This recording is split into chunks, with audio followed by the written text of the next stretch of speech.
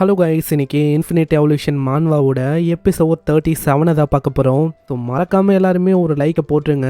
ஏன்னா அப்போ தான் இன்னமும் நிறைய பேருக்கு ரெக்கமெண்ட் ஆகும், தொடர்ந்து வீடியோஸை போட முடியும். சரி வாங்க, நம்ம டைம் மிஸ் பண்ணாமல் எப்பிக்குள்ளே போகலாம்.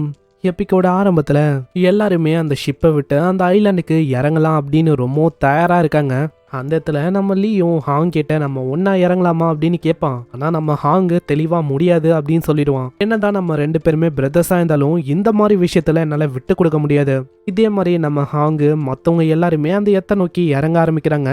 சீன் அப்படியே நம்ம ஜூன்லினை நோக்கி போவோம். ஜூன்லினும் அங்கே யோசிக்கிறான், அட நான் தான் இன்வென்சிபிள் ஆச்சு, நான் எதுக்காக குறிப்பிட்டு அங்கே தான் இறங்கணும் இங்கே தான் இறங்கணும் அப்படின்னு யோசிக்கணும். நான் இறங்குற அந்த இடமே ரொம்ப லக்கியான இடம் தான் அப்படின்னு நம்மாலும் ரொம்ப வேகமாக ஏதோ ஒரு எத்தை நோக்கி போகிறான்.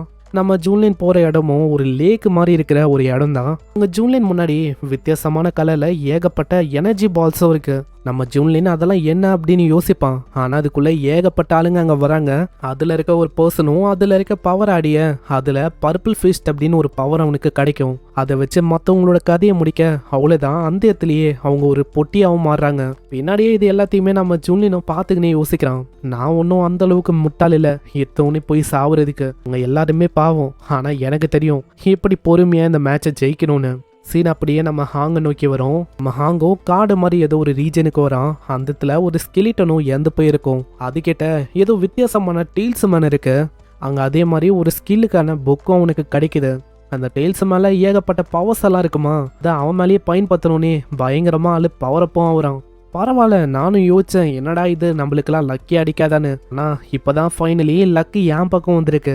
ஜூன்லினு, இந்த ஐலாண்டு எனக்கு தான் சொந்தம். இப்படி ஒரு சைடு நம்ம ஹாங் வந்து யோசிக்கிறான். இதுக்கு முன்னாடி ஏகப்பட்ட ஆளுங்களுக்கு ஒன்று ஏகப்பட்ட பவரையும் ஒரு பர்சன் அப்டைன் பண்ணியிருப்பான்ல, அந்த பர்சனு அப்படியே நந்து வரும்போது நம்ம ஹீரோவா அங்கே பார்ப்பான். இது நம்ம ஜூன்லின் அப்படின்னு அவனுக்கு தெரியாது.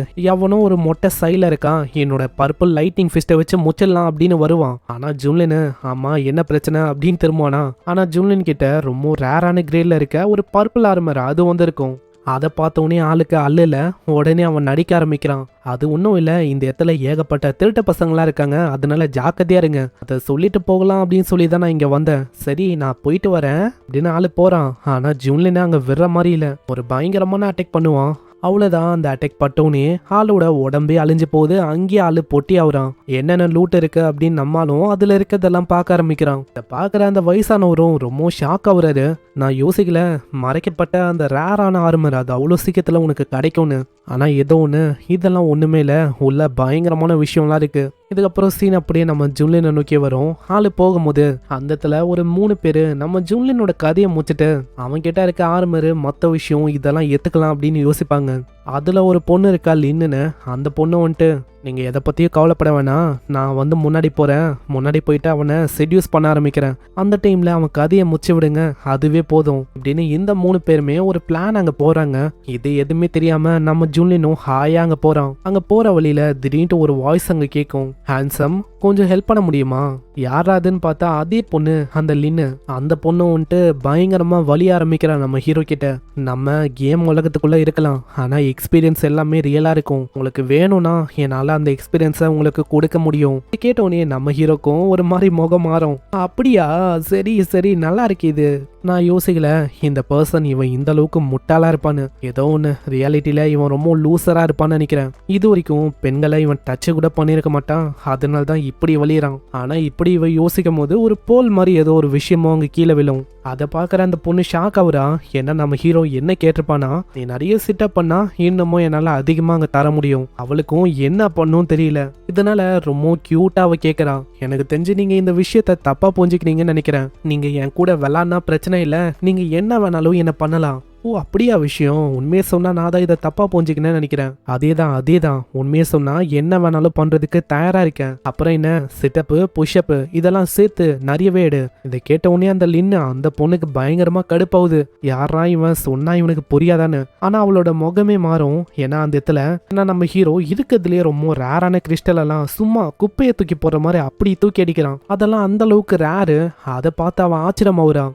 என்னம்மா நீ பண்ண போறியா இல்ல பண்ண மாட்டியா? வேற வழி இல்லாம அவ்வளோ பண்ண ஆரம்பிக்கிறா. அதை பார்க்குற அந்த 2 பேரும் இவளுக்கு என்ன பைத்தியமா, எதுக்காக அந்த மாதிரி அவ பண்ணிருக்கா, இப்படியெல்லாம் இங்க எந்த வேலைக்காவது நம்ம இறங்கி மூச்சு விட்டலாம் அப்படின்னு அவங்க எல்லாருமே ஜூன்லியனோட கதையை முடிக்கணும்னு வராங்க. நான் யோசிக்கல இவங்க எல்லாருமே இந்த அளவுக்கு இம்பேஷியண்டா இருப்பாங்கன்னு. ஆளு கோல்டன் சோட வச்சு அசால்ட்டா முச்ச வர்றான். இதனால வந்த பர்சனும் அப்படியே பொட்டி ஆகுறான். அங்க இன்னொருத்தன் சைட்ல ஒளிஞ்சிட்டு இருப்பான். ஆளுக்கு புரியுது இவன் கிட்ட ஏதோ ஒரு ஸ்வாட் இருக்கு, அதுல ஏதோ லோ லெவல்ல இருக்க ஸ்வாட் டெக்னிக்கை வச்சு தாக்குறான். சைட்ல இருந்து தாக்குனா கண்டிப்பா முடிக்க முடியும் இப்படின்னு அந்த பர்சனும் சைட்ல இருந்து தாக்குறான். ஆனா அத்த செகண்டே அவன் கதையும் அப்படியே முடியுது.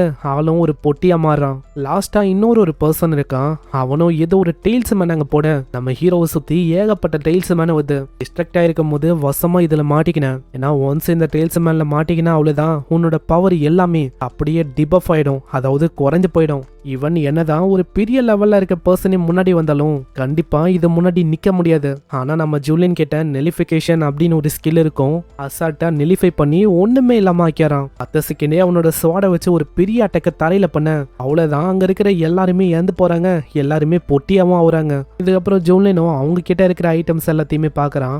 சீன் அப்படியே டிராகன் ரீஜனை நோக்கி வரும். அந்த இடத்துல ஒரு மிகப்பெரிய ஸ்னேக் மாதிரி ஏதோ ஒரு கிரியேச்சரும் அங்க அப்பியர் ஆகுது.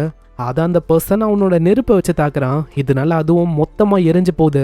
நான் தேடி வந்த அந்த டிராகன் லேயர் அது இதான் நினைக்கிறேன். முன்னாடி ஒரு கேவும் இருக்கு. அந்த கேவை பார்த்தோன்னே அவ்வளோ சந்தோஷம். ஏன்னா மேப்ல ஒரு அரிய வகையான கோல்டன் ட்ரெஷர் இருக்கு அப்படின்னு அங்கே போட்டிருக்கோம். அவ்வளோதான், ஒன்ஸ் இதை அப்டைன் பண்ணிட்டா இந்த ஹோலி சன் நான் தான் எல்லா இடத்துக்கும் இன்வென்சிபிளா இருப்பேன். இந்த பர்சன் யாரு அப்படின்னு நீங்க யோசிக்கிறீங்கன்னா இவன் அவன் ஹோலி சன் அப்படின்னு அவன் சொல்றான். அதுலயே நம்மளுக்கு தெரியலையா இவன் சாங்கு தான். அங்க சாங்கு இதே மாதிரி கேவுக்குள்ள போகும்போது அவன் யோசிச்ச மாதிரி அந்த இடத்துல கோல்டன் ட்ரெஷரும் இருக்கு. அட இதுதான் அந்த power of divine dragon. Once இந்த பவர் ஒண்டி என் கையில வந்துச்சுன்னா முன்னாடி ஒரு பர்சன் ஃபுல் எபிக் டியர் செட்டோட வந்தாலும் அவங்களால அங்க நிக்க முடியாது. அந்த அளவுக்கு பயங்கர பவர்ஃபுல்லான எனர்ஜி இது. ஏன்னா இந்த டிராகன் பவரை வச்சு லைட்டா டிராகன் பிரெத்தை விட்டாலே போதும் எல்லாருமே பொசுங்கிடுவாங்க. இது எல்லாத்தையுமே அந்த பெரியவரும் வானத்துல இருந்து பாத்துக்கினே யோசிக்கிறாரு. நான் சுத்தமா யோசிக்கல அந்த ஹோலி சன் அவன் இந்த மாதிரி ஒரு பவரை அடைவான்னு. நான் அவ்வளவு சீக்கிரத்துல யாருக்குமே கிடைக்காத மாதிரி தான் நான் வச்சிருக்கேன். இந்த பவர் இப்ப அவன் கிட்ட இருக்குன்னா கண்டிப்பா இந்த ஐலாண்டோட நெக்ஸ்ட் சக்சஸர் அது இவன் தான் நினைக்கிறேன். ஏன்னா இந்த மாதிரி ஒரு பவர் இருக்கும் போது ஜூன்லினால அங்க கண்டிப்பா ஹேண்டில் பண்ணவே முடியாது. சரி பார்க்கலாம் இந்த ஜூன்லின் அந்த பர்சனால அங்க என்ன பண்ண முடியுதுன்னு.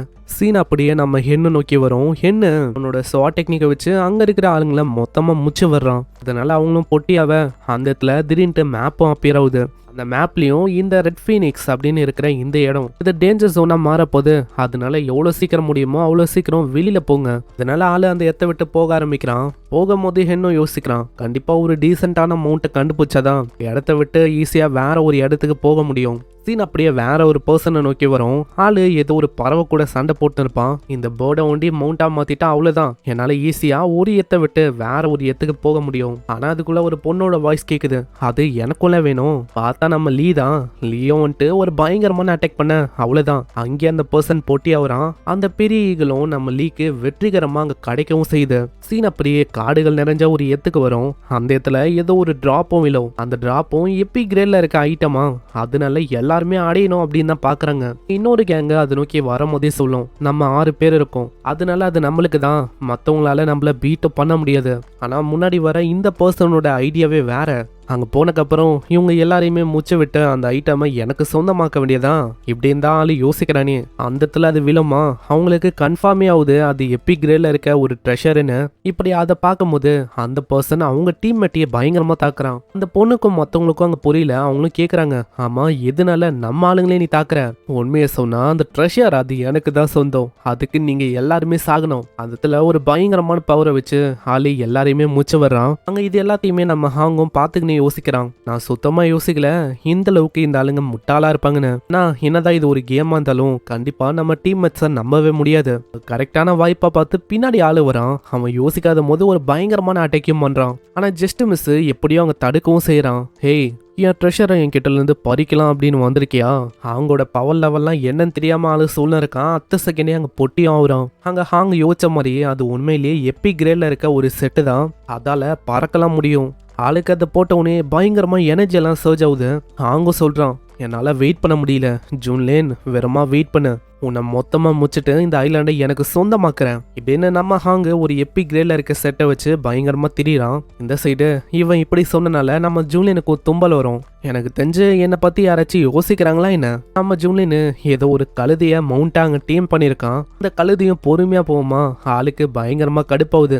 முன்னாடியே ஒரு பெரிய பள்ளம் இருக்கு, அதெல்லாம் தெரியாமல் இது போதா பயங்கரமாக கத்துறான். ஏய் கழுத, உனக்கு அறிவு இருக்கா இல்லையா?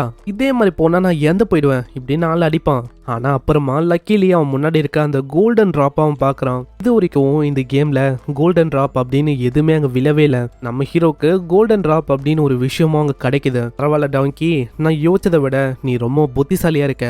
அங்க அதை தொந்தோடனே நம்ம ஹீரோ பயங்கரமா ஷாக் ஆகுறான். அட இது அதுவா, பரவாயில்ல, இந்த கோல்டன் டிராப் இது இன்ட்ரெஸ்டிங்காக இருக்கு, இதை வச்சு என்ன பண்ண முடியும்னு பார்க்கலாம் இப்படின்னு பளபளப்பா கோல்டன் கலர்ல ஏதோ ஒரு விஷயம் நம்ம ஹீரோக்கு அங்கே கிடைச்சிருக்கு.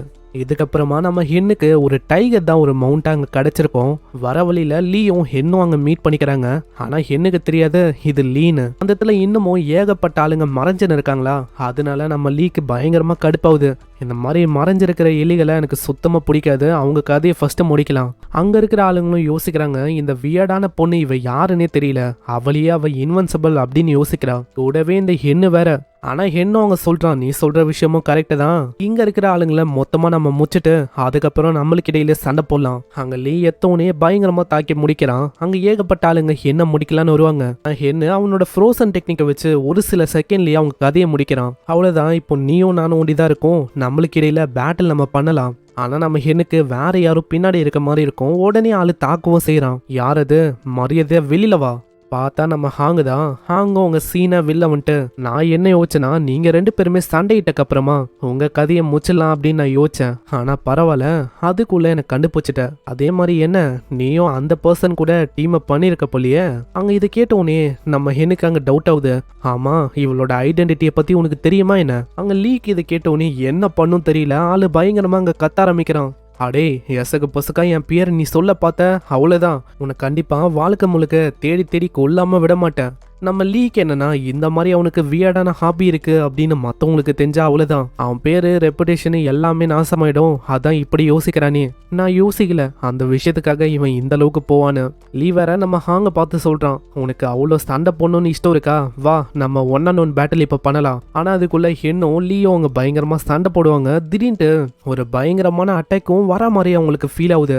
அங்கே இவங்க சண்டை போட்ட ஏரியாவில் ஒரு பெரிய அட்டாக் விழவும் ஜஸ்ட் மிஸ் கரெக்டான டைமில் 2 பேரும் அங்கே தப்பிக்கிறாங்க. பார்த்தா நம்ம சேங்கு தான். சேங்கும் ஒரு கொடூரமான ரூபத்தில் அங்கே வந்திருப்பான். அங்கே ஹாங்கும் கேட்குறான், ஆமாம் நீ யாரு? இந்த ஐலாண்டோட நெக்ஸ்ட் சொந்தக்காரனே நான் தான். போலீசன் முன்னாடி இந்த மாதிரி விஷயத்த நீ கேட்கலாமா? நம்ம லீக்கும் அவன் மேலே வர பவர் ரிலீஸ் ஆகுது. அவன் மேலே வர பவரும் ரொம்ப பயங்கரமாக இருக்குமா. இதனால ஹென்னு கிட்ட அவன் சொல்கிறான், ஹே ஹென்னு, இப்போதைக்கு நம்ம 2 பேருமே ஒன்னா சண்டை போடுறது நல்ல விஷயமா இருக்கும். ஆமா அதே விஷயத்த தான் எக்ஸாக்டா நான் இப்ப யோசிச்சேன். அங்க மேல இருந்து ஒரு பயங்கரமான பெரிய அட்டாக்க பண்றான். என்ன அதை பார்த்து ஆச்சரியமாகறான். ஏன்னா அந்த மாதிரி ஒரு அட்டாக் கொண்டு மேல பட்டா அவ்வளவுதான், இப்போதைக்கு நான் காலியா இருப்பேன். ஆனா அந்த மாதிரி ஒரு அட்டாக் பண்ணியும் ஆளுக்கு எதுவுமே ஆகல.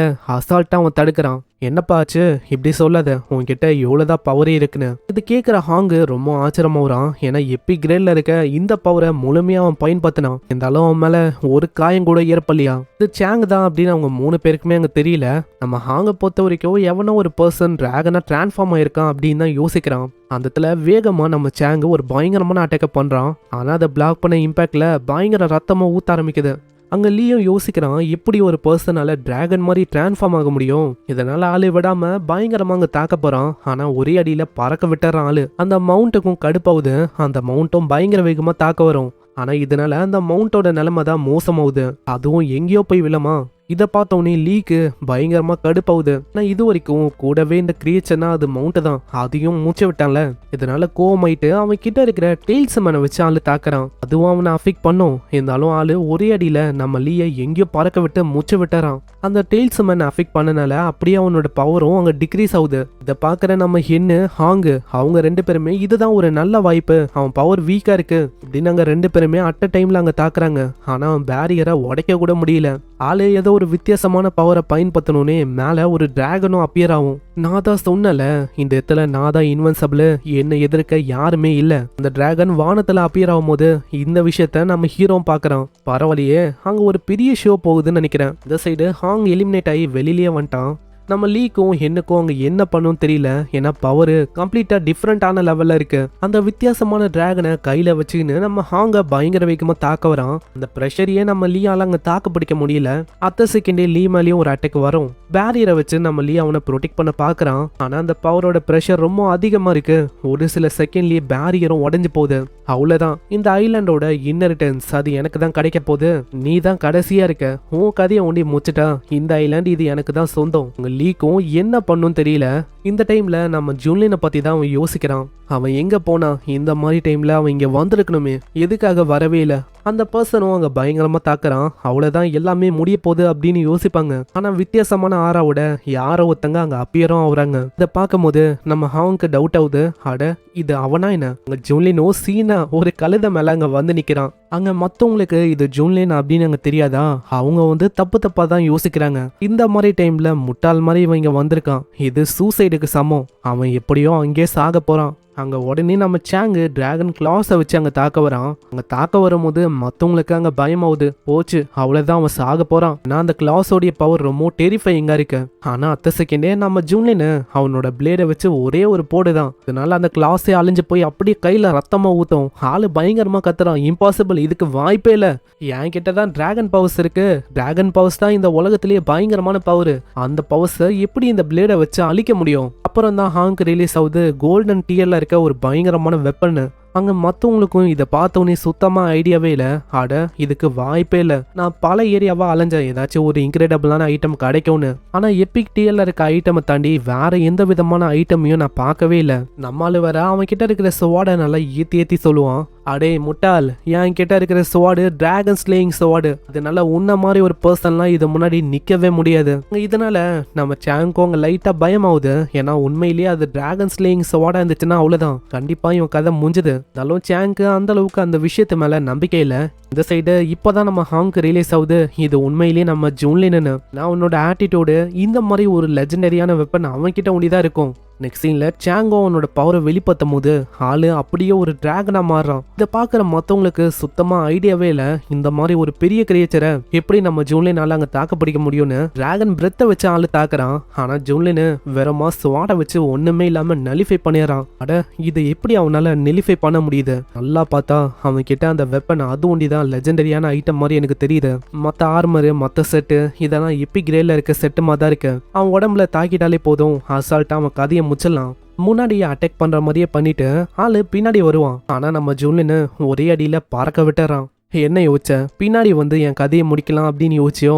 ஆனா நான் உன்கிட்ட சொல்ல வந்துட்டேன், என்னோட டிராகன் ஸ்லிங் ஸ்வாடு இதுக்கு 100% டிஃபென்ஸ் இருக்கு. உன்னால என்ன எதுவுமே பண்ண முடியாது. அங்க இது கேட்குற ஆளு இன்னமும் தான் ஆச்சரியமாகறான். ஏன்னா அந்த மாதிரி ஒரு விஷயம்லாம் இருக்குதா அப்படின்னு அங்க தெரியல. இந்த சைடு லியோ அங்க சொல்றான், என் மாஸ்டர் முன்னாடி அதெல்லாம் ஒண்ணுமே இல்லை. இதே மாதிரி அவங்க ரெண்டு பேருக்கு இடையில பயங்கரமான கிளாஷஸும் ஏற்படும். இது எல்லாத்தையுமே ஹாங்கும் பாக்குறான்.